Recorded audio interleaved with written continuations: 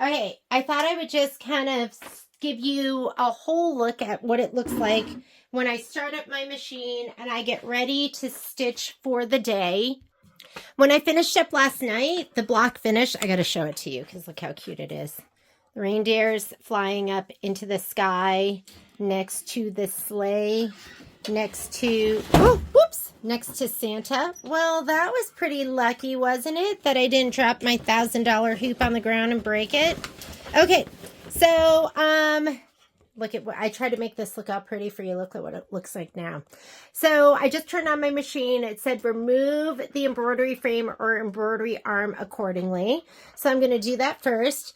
Oh, look who's joining us. She's just so cute. I just love her. Yeah, I love you. She's camera shy. Okay, so I'm going to go ahead and take this off. And I'm doing my last two hoopings, the hoopings that were just a little too big to fit into this hoop. So not only am I going to take the frame off, hang on, I got to get this off of here before I almost drop that again. I'm going to take the F arm off too. So let me unscrew that. Ooh, it was getting loose. I just finger tighten this usually. So let me unscrew these. And then I usually store them together. So, and this is the little F arm that goes onto. So I'm going to keep these because I'm going to put the other hoop on.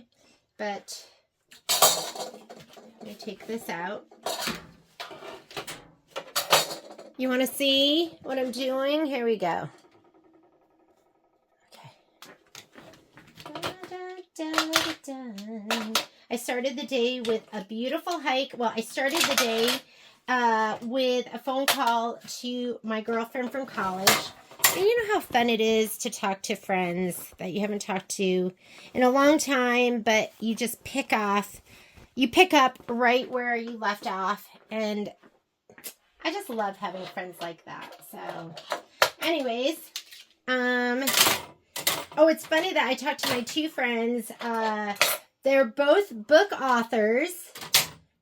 Jill has written a couple of children's books, and I forget. I'm gonna have to find. It's like the Itsy Bitsy Spider. I gotta show it to you sometime because it's really, really cute. Okay, so I just snapped that back on, and now you're gonna see this is stored together. And I'm just going to pop that back here. So I love the container store. They sell these like great containers. You see it right back there. And that's where I put everything. But I asked Patrick to put in some pegboard here for me. Not pegboard, but slat wall. And that way I can store all, I love slat wall. Slat wall to me is like the ultimate storage. I'm going to just drop that right in here. And now we know where we're going to get that. Okay, other thing I'm going to do. Machine will move. Keep your hands away from the machine. I'm just going to say, okay. There it goes. It's moving, calibrating, just like your regular machine calibrates. And then I'm going to take this off. I'm going to oil it. So always start your day by oiling the machine. You could clean it out too. I haven't been cleaning this out. So it just gets like little cut strings and stuff like that. And every once in a while, I'll do a day of maintenance and I'll unscrew the needle plate. But for right now, I'm just going to sweep that out a little bit. And what you don't want to do is don't blow air into this arm. It's just going to blow it into this part, and you don't want to do that. So if you want, loosen it up and take a vacuum and suck it out. Take this off. Brush it all out and suck it out. And like I said, we will do some maintenance at some point. Okay, I'm going to oil. So when you oil, this is the button you go to right here where you can go forward and backward stitches. And there's a little oiling button. Not all the machines have that because what it's going to do is it's going to rotate. The hand wheel will rotate automatically to a position where it can easily be oiled. Keep your hands away from the hand wheel. So I'm going to hit the button right here, but let you watch what happens down here. And now it looks just like this picture where the little hook part, that little outie is up here. We're going to oil right there on that side. All right. So I'm going to grab my oiler. If you do not, ooh, there's my, I was looking for this. I'm going to check my numbers because it might be time to do some maintenance. If you do not have this, you should get this Zoom Spout because it has this flexible nozzle. And I use this for oiling my multi-needle as well as my 1600. And those are really the only two things I oil. So I'm going to pull this out, 1 drop of oil. So I'm just going to watch the oil come up the little tube. Here it comes. It's a little bubbly. Sometimes when it's bubbly, I don't know what 1 drop is. But that looked like 1 drop. Okay. If you ever oil too much, just take like a little paper towel and like wipe it down. Da-da-dun, da-da-da-da-dun, dun-da-da-da-da-dun, da-da. A lot of times I hum because I never know the words to the song. Okay, I'm going to put a bobbin in here. And let's pop that in. And let's go ahead and hoop. Alrighty. So remember I told you I was going to use this hoop for the last 2 hoopings. This is a little more than, it's almost 8 inches this way. And I think it's 14 inches that way. It's either 14 or 12. I think it's 14. So these magnets are beefy. And they're hard to pry up with just your hands. So it comes with this little magnet lifter. And so you can just put it right here. And just, it's physics. Just lever it up. And do you see how this is grooved? So it's grooved to fit on the little peaked parts of your hoop. And it makes it super easy to just lift up. And then once you have fabric on, if you're like working with a quilt sandwich, it's easy to get these off. But if it's just magnet on top of the metal, it's hard. I mean, I can't really do it that well anymore. All right. I'm going to go ahead and hoop up. So I have one last piece of fabric that I stabilized last night. So I cut this fabric. All the other pieces were 9 inches by width of fabric. This one is 12 inches by width of fabric because I needed to go over the edges. I probably could have gotten away with maybe 11 inches, but I just did 12 inches. 12 inches width of fabric, and then I put stabilizer on the back. So I had this one last piece of stabilizer, and I did piece it with another piece up on the top. So, and I'm using black. I did have somebody say, look at this. Can you see this? Where it bubbles. So I didn't use my heat press last night. I used my regular iron because I didn't feel like pulling it out. And I probably should have ironed it longer. I love the heat press. For doing, I mean, I would just buy the heat press just to put my SF-101 on everything because it's always so perfect. So I have one piece of heavyweight tearaway. And it looks like this on the end because I was cutting 11 by 9s on this side and 9 by 11s on the other side with my square ruler. This is the first tiling scene that I went rogue with my stabilizer. And I'm really happy that I didn't use more. So I'm going to go ahead and put this on. And I'm going to stitch over here. I didn't put Shape Flex on the left side because I just need 2 tiles. Just 2. And 1 layer is enough because these are just going to be these are going to be the Starry Night,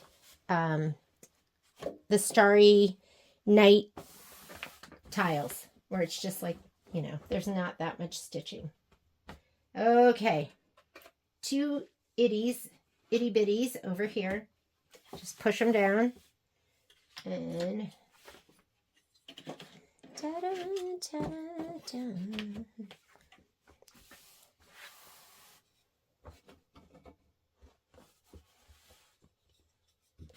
I'm just gonna switch this over here.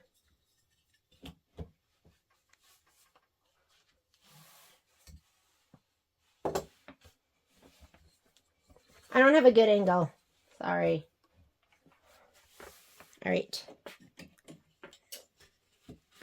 I just find these so much easier to work with than the other hoops. So they are my hoop of choice at this point, any of my magnetic ones. Okay, and then I have to put one more right here.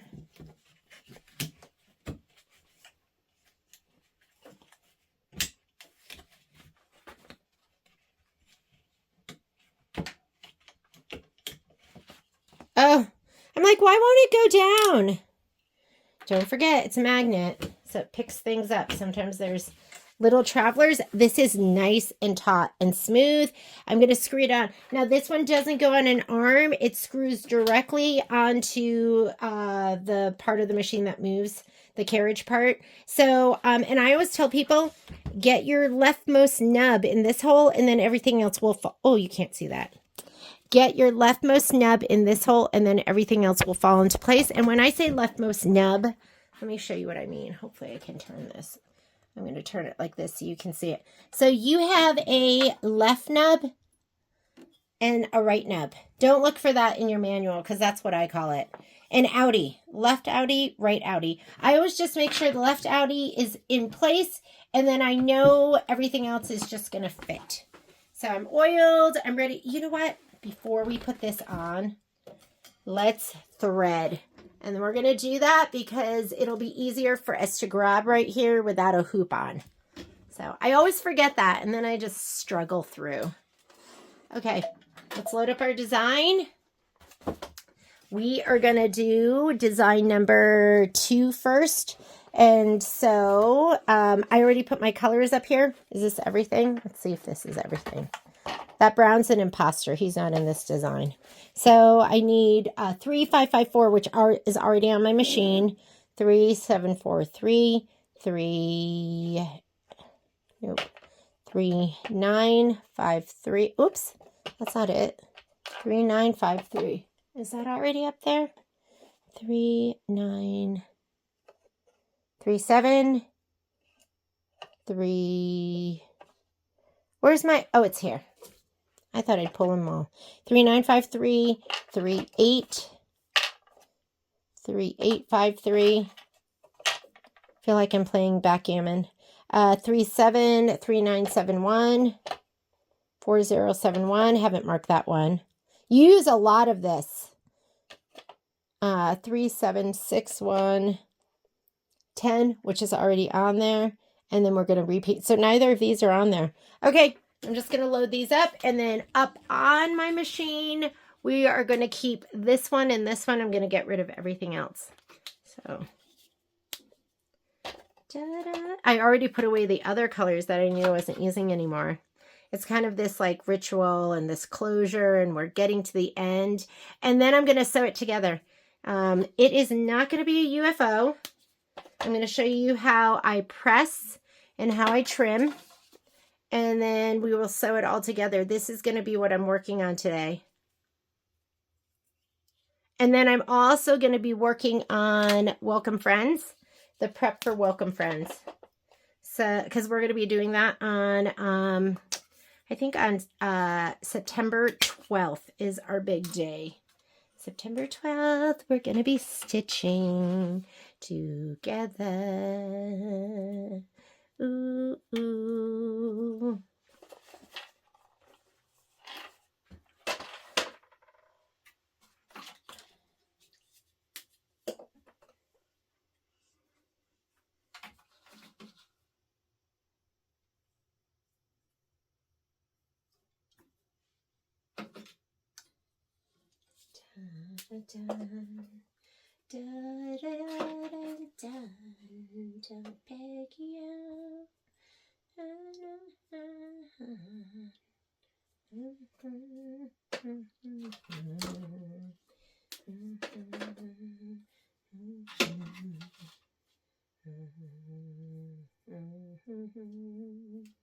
Okay, those are on, so we have to rethread from 8 down, and not all of them, but let's go ahead. And I'm going to load my design. So I'm going to say, okay, go here to my design database transfer. And they did start out down at the bottom. You can go up with using your arrows. You can push and pull. We can do this. But I know it's at the last row, so I'm just going to go all the way down. And we are doing these two. This is 2 and this is 3. And I did have some issues in the beginning going, is that the one I'm doing? Because you're going to see right here, it shows a little bit of this, and it feel like it shows a lot there. But that is the correct one. And then this should be 3 right here. And Remember, turn it because I'm rotating it, and that looks like that. So we are good to go. So let's go ahead and I think we're ready, right? No, we still have to thread. All right, I'm going to pull all my threads long, and then we'll thread everything. So I'm going to grab 8. I have a trash can that I'll put right underneath. So everything's kind of just falling in there. And again, you want to pull the knot probably about 10 inches past, at least 6 or 7 inches past. Here is 7, 6, 5. Sometimes I'll thread as I go. Sometimes I'll pull. Sometimes I forget. That was 4. We're going to do, we're leaving 3 and we're going to do 2. Because 3 has my 35, 54, and then 1 has my white. Okay, I'm going to be on this screen, and I'm just going to go back and forth between my needles. 1 is already threaded, so I'm going to go to needle number 2. Okay, here's 2. Bring my threader forward. I'm going to go from right to left, and then up and around. Bring the threader back. Skipping 3 and going to 4. Right to left, up and around. Needle 5. Yeah, I don't use my tool. Here, let me use it. Some of you love the tool.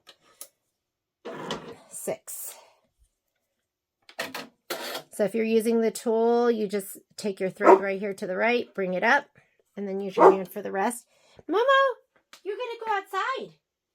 You need to be quiet. Yeah, because maybe your hands don't work as well. And then let's go ahead and we'll do 7.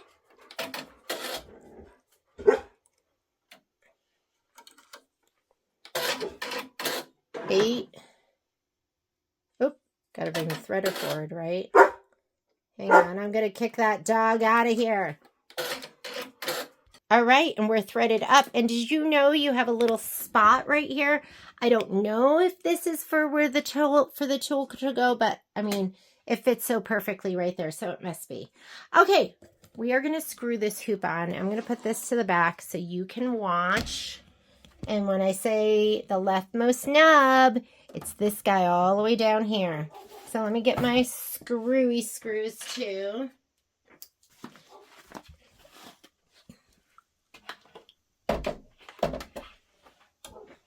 Oh, you want to put on your tubular table. I forgot to put it on when I was using my flash frame, and the front of it kept coming down, and it was hitting the sides. I could hear it. So don't forget to put on your tubular table. There we go. I'll just pull this out a little bit.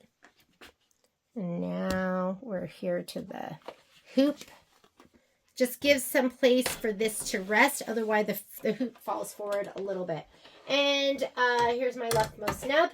I'm putting it in, and everything else falls into place. Oh, you didn't even see that. Here's my leftmost nub. So I put that in, and then everything else will just fit. You're going to screw these down. This screw here is the most important screw. That is the screw that tells the machine what hoop you have on.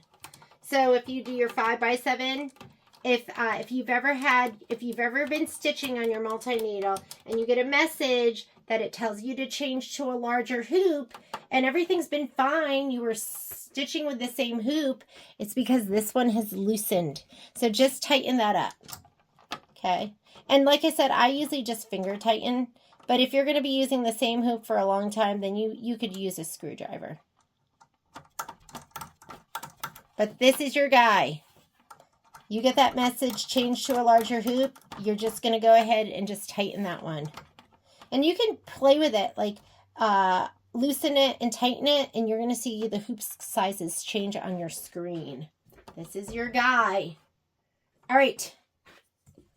Now that my hoop is on, and see how you have the tubular arm and it supports the front?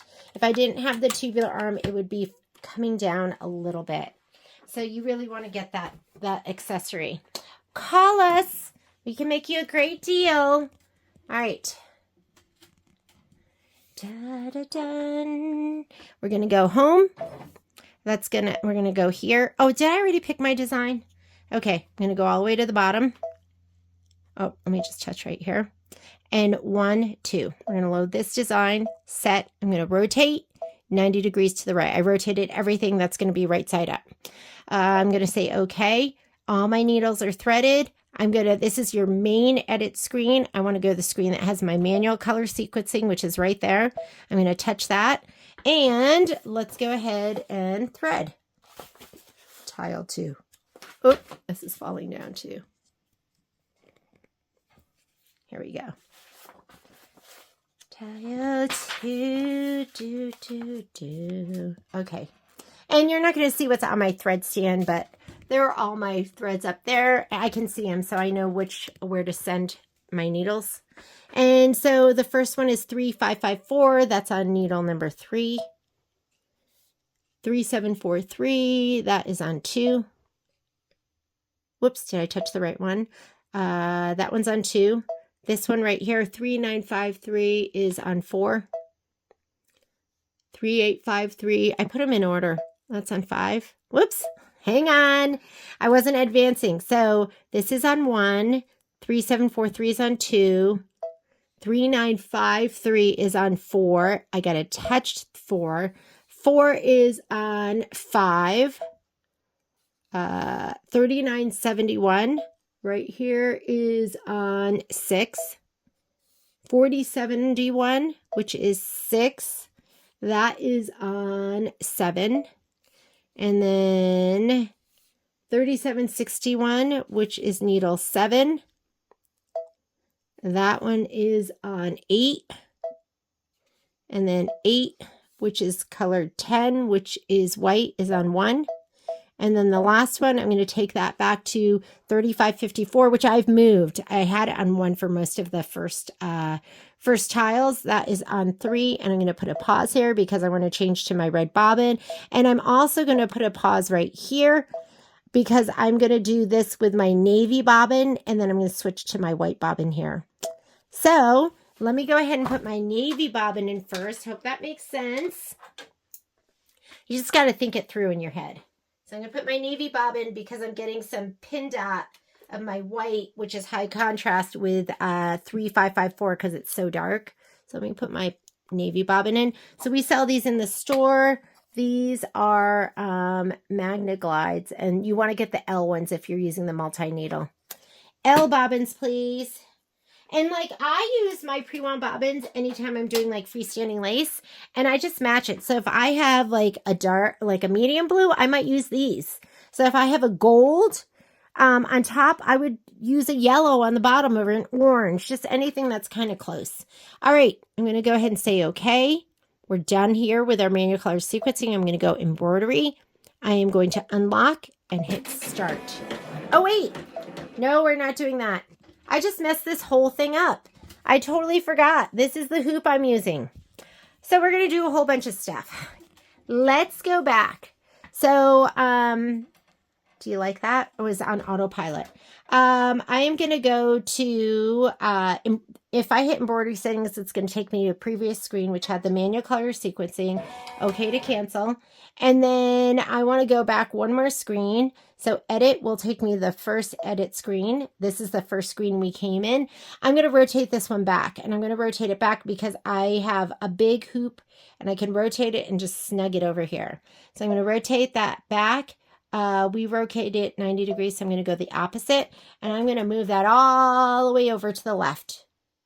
Now I'm going to also do the other one, so I'm going to go ahead and I'm going to put my grids up. I never use my grids because I feel like it's too busy, but if I'm trying to space and spacing matters, then I'll put my grids up. So to get to the grids, you're going to go here in your settings, and you have a choice. It'll tell you your hoop size or frame display. And right here, that's what I usually leave it on, which is going to be the, it's too zoomed right here, which is going to be just the white open space with the center. This is going to be quadrants. This is 1 inch. Do they have 1/2 inch? Nope. So we have 1 inch. So I'm going to put that up. So I know I need at least 1 inch between the red outlines. Well, the final stitch, which is going to be on that inside part, I know I need at least 1 inch because you're going to cut 1/2 inch away from that. So I'm going to put that up there. Let's go ahead and say, okay, we're going to add the other design. Sorry, I have so much to do. We're going to have to reprogram. This is 3. I'm going to go ahead and set that. Okay, we're going to move it over. And I'd rather have more space than not enough. We're really going from that inner line. So, I mean, this is going to be 1 inch. It's probably going to be like 2 inches. But I'd rather have more, like I said, than not enough. So I can tell there's at least 1 inch between. I'm going to leave it like that. And now I can go and edit. And now I can go manual color sequencing. And guess what? We have to go ahead and we're going to be all set for the first grouping, but we're not set for the next grouping. So it's going to go all the way down. That was the white, and there is the, and I'm not going to color group. The reason I'm not going to color group is because I feel like as you stitch, it pulls in. So I'd rather have the left one be all done and then start this one and not have it go back and forth and like pulling. So hopefully that makes sense to you. Whenever I do tiling scenes, I just do them each. If I do them in the same hoop, I do one at a time because I feel like it can settle there and like everything can settle here. So this is my first tile. So right here, we're going to go ahead and I'm going to put a pause because I want to put my my navy bobbin back in, and I'll put a pause here because I want to put my white bobbin in. But right here, let's look at our color list. This number 1 is going to be the beginning of tile number 3. So let me turn to tile number 3's page. And right here, I'm going to send that to needle number 3. 3743 is on 2. 3953 is on 4. 3853 is on 5. 3971 is on 6. Get in a flow. 4071 is on 7. 3761 is on 8. Color white is on 1. And then right here, put a pause so we can put our red bobbin in. And that, my color I'm using is 3554. Your last one, you are not locked into what the color it suggests. I usually pick the best color that's going to blend with the top. So if I don't encase that stitch totally, it doesn't stand out. So that I'm going to send to needle number 3. And I'm going to say, okay. And now we're ready. So we're going to go embroidery. And now I can unlock and go. All right, good thing we caught that, huh? Wait a minute. That's not right. That should have been, this is the very first one. That should be going there, and that is 3. Guess I missed that one somehow. Hang on. Why is this not staying? All right. Guess what? I can magic wand here. We are in, this is the screen from which you stitch out, and I can magic wand. But I want you to watch something. I want to send that to 3. Uh-oh, knock, knock. It's telling me I can't do that. The reason for that is you have to be at stitch 0 or the very beginning of whatever color you're on. If I go, like for instance, this one, I'm 3 stitches in. I can't magic wand. I have to take that one back to right here. I can do one of 2 things. I can just touch it and it'll go back to the very beginning of that. So instead of 3, it'll be 0, or I could hit stitch 0.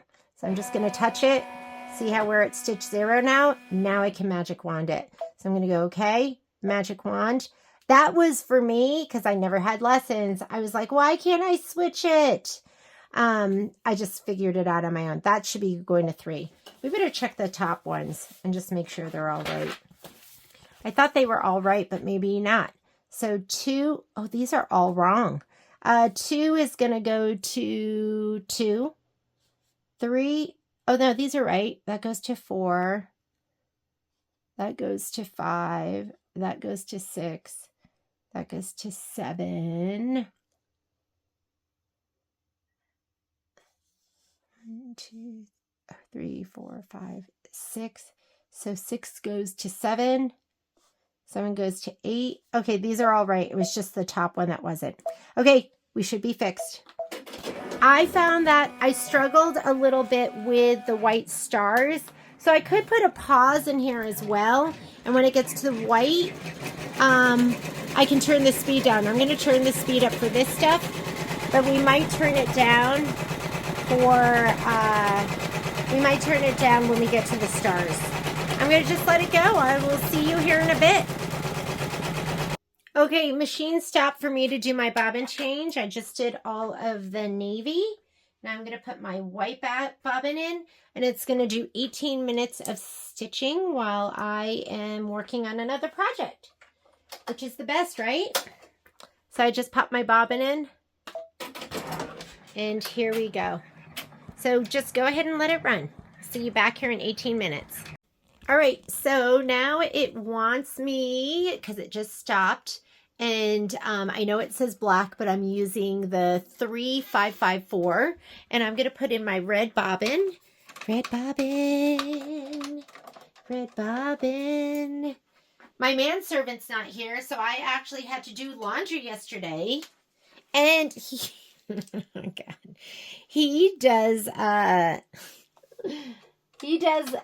he almost always makes the beds, which I love because I hate making the beds. I hate it.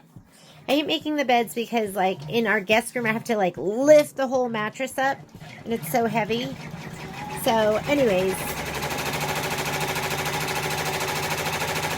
So we're going to do this outline, and then it is going to start the second block. So we are 24 minutes into a 57-minute stitch out. And that last stitch out, that is so important. You need that red outline because that's going to be your guide for sewing it all together and for trimming. So I'm going to take my red bobbin out. I have done blocks where, and I'm going to put my navy blue because that's how the next one starts.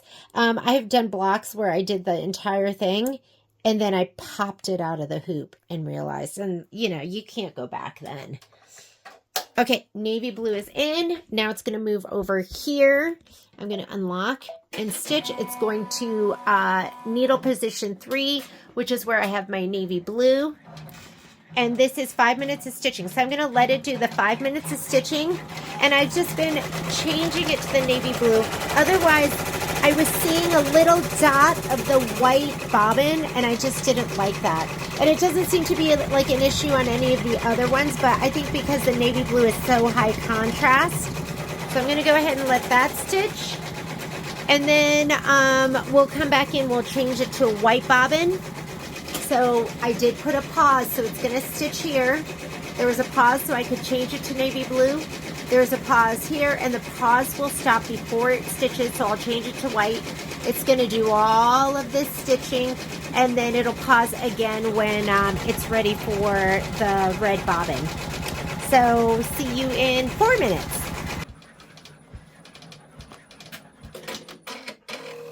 I was throwing the frisbee for the dogs. Perfect timing. I'm going to put in, should we finish these off? I know it's like, what a pain in the butt. And like on our regular machines, you can't even use up all that thread, right? It always leaves a little bit. But on the 10 needle, it uses every last bit. So I am going to put that one in. We'll finish that off. I'm always surprised at like how long that will actually work. Like I look at that and I go, it's just going to be a minute of stitching. But let's see how long it lasts. Right now we're at 28 minutes and we'll see with that little itty bit of thread how far it gets us. Okay, So I ran out of thread. So you want to get rid of that little white bit that you're seeing there. When you get to the end of your bobbin, sometimes it'll bring that up. And I'm going to just go ahead and with this, I'll go back. Let's say we want to do 20 stitches. I'm going to say, okay, I'm going to cut that thread, and then I'm going to get rid of that like little white tail that's in there.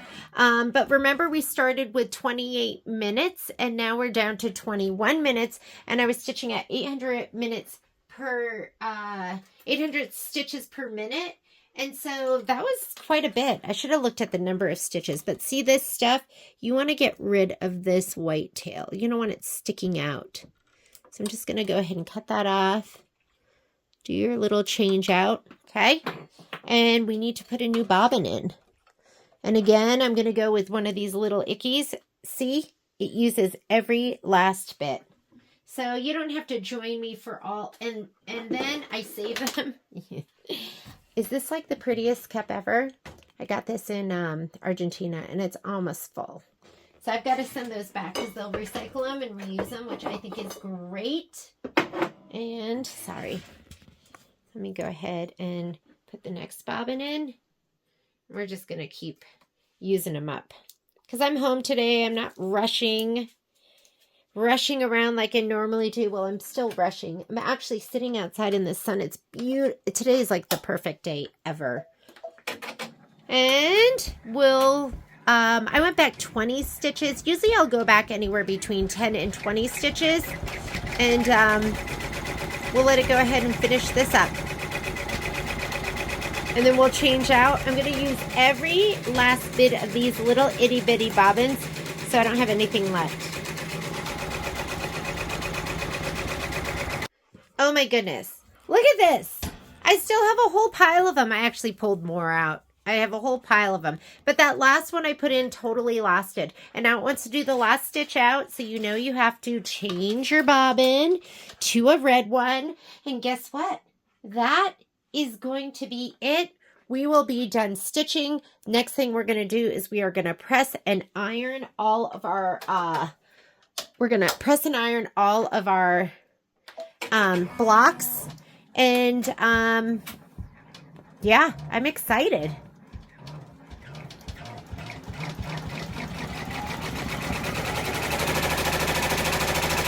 I've been outside, sitting in the sun, hanging out with the dogs. I was going through my videos and trying to delete ones that are old or uploaded or I'm never going to load. There's some ultimate fails. If I made like a blooper reel, I could, it would be forever long. Ta-da! Yay! I'm so excited. Okay. We are done. That means I can put away all this thread. This thread is all done. I like to, again, I don't like that setting. I like the one that just has the white with the red hash mark. That's my Huckleberry. And I don't know what I'm going to put on here right now, so I'm just going to turn it off. And thank you for joining me for this stitch out. Next thing I will do is I will do the putting it all together, the pressing, the trimming, and then sewing it all together. See you in a little bit. Bye.